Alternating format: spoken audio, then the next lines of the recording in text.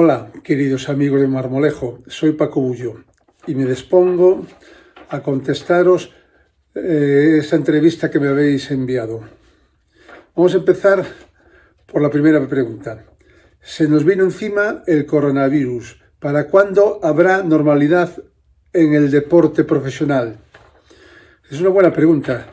En mi opinión, yo creo que vamos a tardar aún un poquito en que todo vuelva a su estado habitual, ¿no? Digamos, a la normalidad a la que estábamos acostumbrados. Público viendo las competiciones deportivas, asistentes, bueno, todo lo que rodea al deporte profesional. Creo que tardaremos un poquito, pero yo soy optimista y creo que ahí para el otoño podemos estar en una normalidad a la que estábamos acostumbrados. La siguiente pregunta, la segunda, ¿qué opino de la propuesta de la finalización de la temporada? Bueno, yo creo que efectivamente, ¿no? El fútbol y otras competiciones tienen que terminar la temporada con las precauciones lógicas y necesarias por este virus que nos está azotando. Y bueno, creo que además es lo justo, ¿no? Para que haya un campeón de liga, para que los 4 equipos que nos vayan a representar en la próxima edición de la Champions también se ganen sobre el terreno de juego, no en los despachos. Y luego, pues, Copa de la UEFA, descensos y etcétera, ¿no? Y luego en segunda división también ascensos y descensos. Yo creo que es lo justo. Quedan 11 jornadas, lo normal es que se termine, ¿no? Repito, pero extremando considerablemente las medidas de precaución. Se van a jugar a puerta cerrada con muchas medidas y eso creo que va a ser una decisión justa. La tercera pregunta, mi top 3 de los mejores porteros de la historia.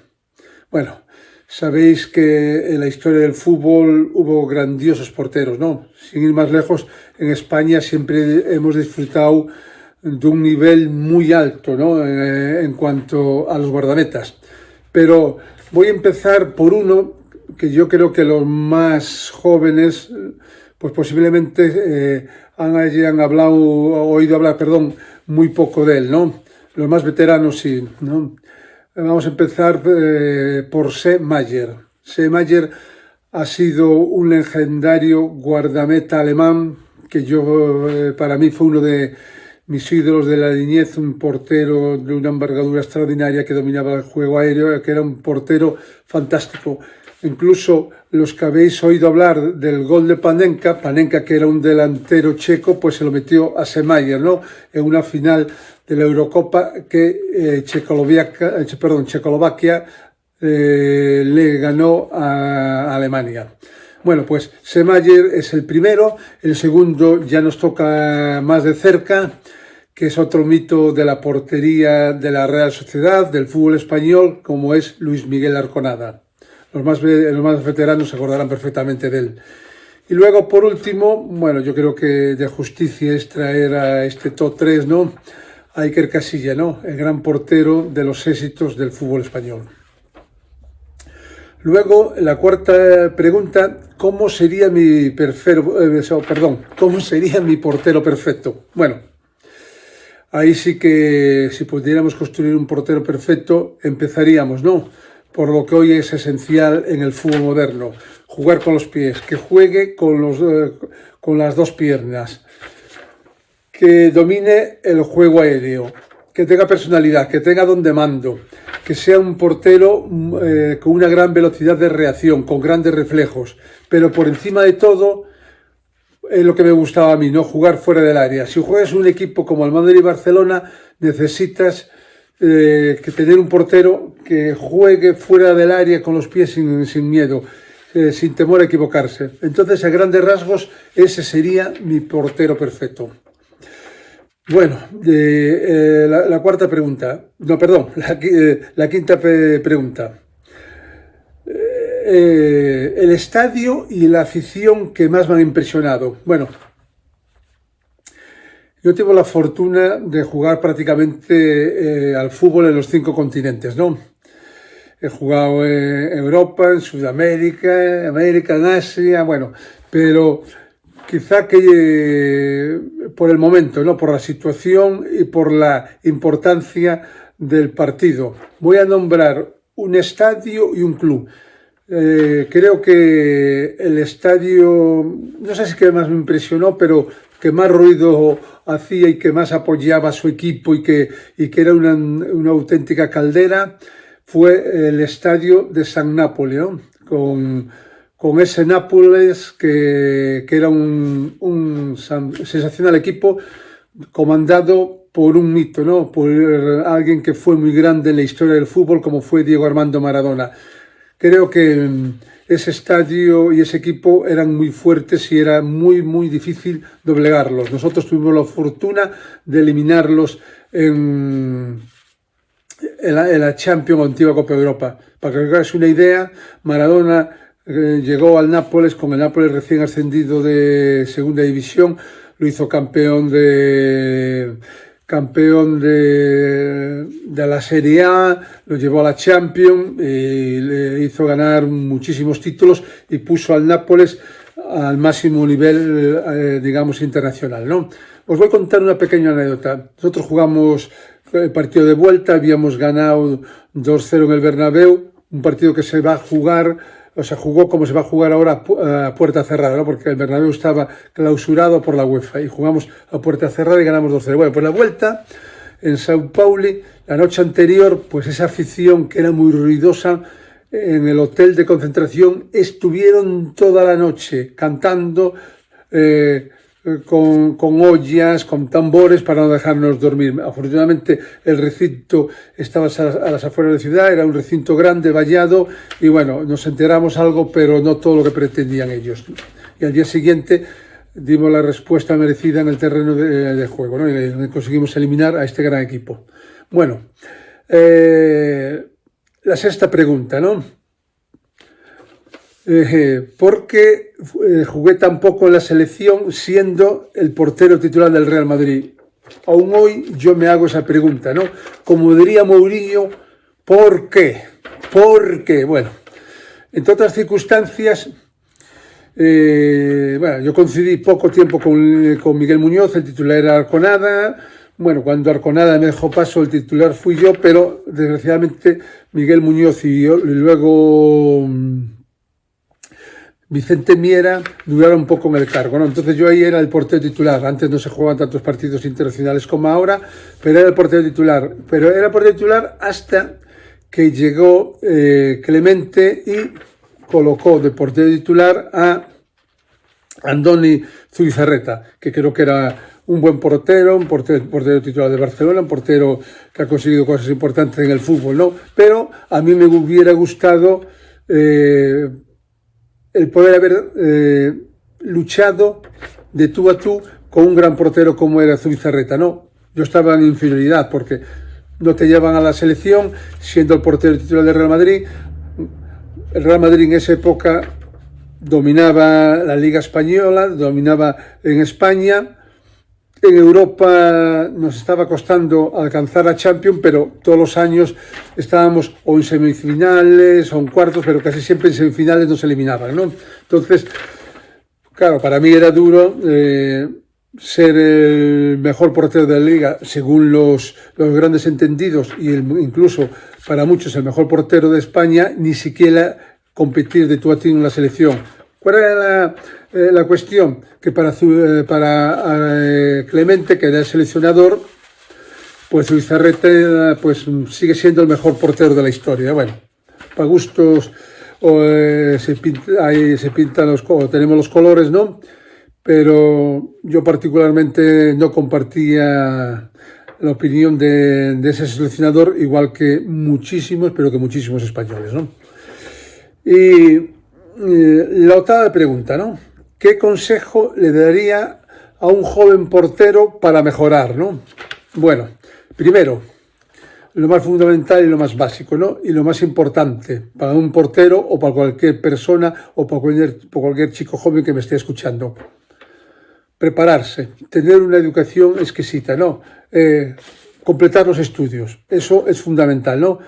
Porque si tú tienes una base de estudios, cuando dejes el fútbol, eso va a ser magnífico para que puedas encauzar en cualquier dirección pues tu siguiente parado, siguiente etapa en la vida profesional, ¿no? Bueno, luego en el aspecto deportivo, por encima de todo, que entrene mucho, ¿no? Que no se canse de entrenar, de perfeccionar, que si tiene la fortuna de tener un buen entrenador de porteros, que le haga caso, que machaque todos los defectos, que las virtudes las potencie y que sea por encima de todo, pero que muy constante, que disfrute de los entrenamientos, que disfrute de los partidos y que siempre se mejora y que evidentemente que vea muchos partidos, que se fije en los porteros, que vea las cualidades, cuando aciertan, cuando fallen y que visualice los partidos. Pues nosotros los profesionales siempre decimos, ¿no? Visualizar. Entonces tú te estás imaginando cómo va a ser el partido. Estás dibujando en tu mente la intervención que vas a tener a un lado u otro, cómo voy a salir, cómo voy a jugar con los pies. Bueno, pues todo ese conjunto de cualidades que necesita el portero, visualizarlas y repito, constante. Si tú eres constante, vas a lograr muchas cosas en la vida y en el deporte, efectivamente, mucho más, ¿no? Estamos en el 8. Bueno, pues ahora vamos a la pregunta número 9, que también es muy interesante. El mejor jugador con el que he jugado, ¿no? De compañero, y el mejor adversario que he tenido enfrente. Bueno, voy a empezar por la última. El mejor adversario. Yo he tenido la fortuna de jugar con jugadores del nivel de Platini, de Gulli, Van Basten, Hugo Sánchez en contra, Schuster, Futre, grandiosos jugadores de la época, ¿no? Pero hay uno que creo que marcaba claramente la diferencia, que era el mejor jugador del mundo y creo que para muchos uno de los mejores jugadores de la historia, ¿no? Pero sin lugar a dudas, que era Diego Armando Maradona.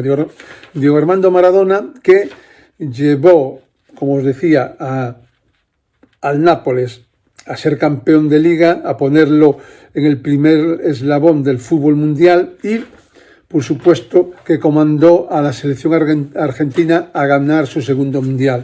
Para mí, un auténtico fuera de serie, comparable hoy en día con Messi. Para muchos, incluso superior a Messi. Para otros, Messi. Pero bueno, eso será siempre el eterno debate, posiblemente más en Argentina que aquí en España, ¿no? Y luego, el mejor jugador con el que he jugado, también. Otra pregunta que tiene difícil contestación, ¿no? Porque sería injusto por mi parte nombrar uno solo. Pero mira, os voy a decir, los componentes de la quinta del Buter para mí eran extraordinarios. Michel, Butragueño, Sanchís y Rafa Martín Vázquez. Excluyo a Pardeza porque jugó muy poco con la quinta y en Real Madrid, ¿no? Para mí esos cuatro eran maravillosos. Luego he jugado con jugadores de la talla de Schuster, de Hugo Sánchez, de Juanito.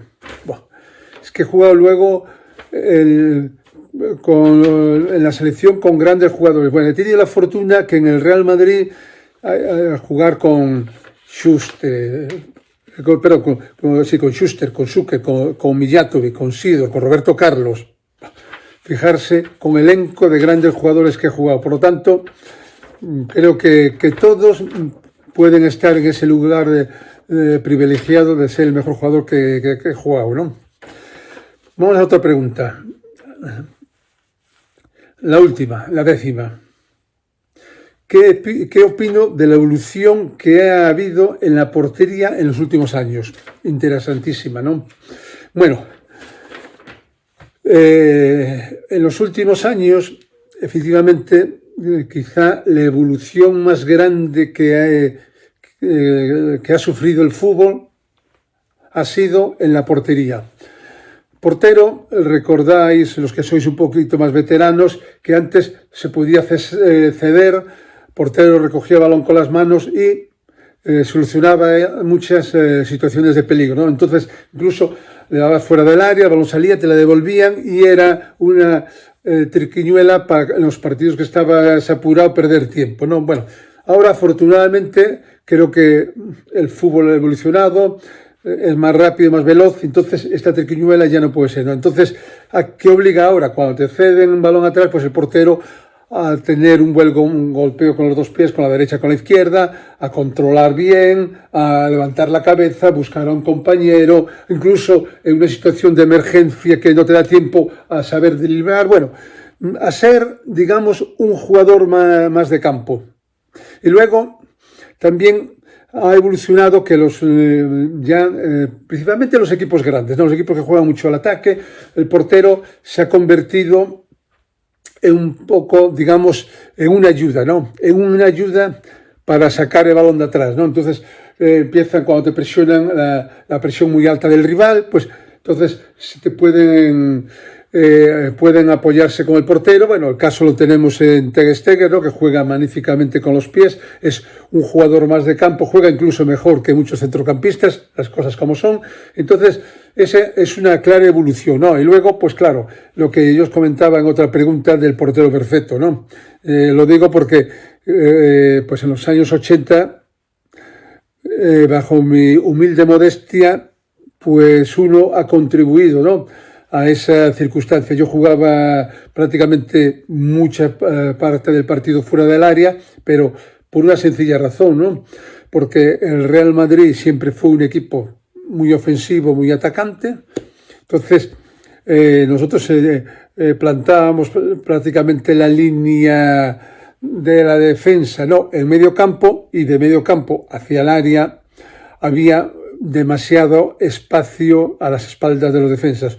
Si yo era un portero al uso que me colocaba en el área pequeña y esperaba y veía el juego, pues lo íbamos a pasar muy mal, ¿no? Entonces, ¿qué he añadido yo al juego en esa época? Pues salir fuera del área, estar presente en el borde del área, y esos balones largos que caían a las espaldas de mi defensa, la defensa de Real Madrid, para aprovechar la velocidad del adversario, pues yo, como era un portero más rápido de piernas, ágil, tal, pues salía, interceptaba, cortaba el balón, intentaba jugarlo con un compañero. Si iba muy apurado, pues tenía que despejarlo, ¿no? Pero casi siempre trataba de controlar y jugar con el compañero, que así ya llevabas la iniciativa en el juego, tenías controlado y eras de una gran ayuda para tu defensa.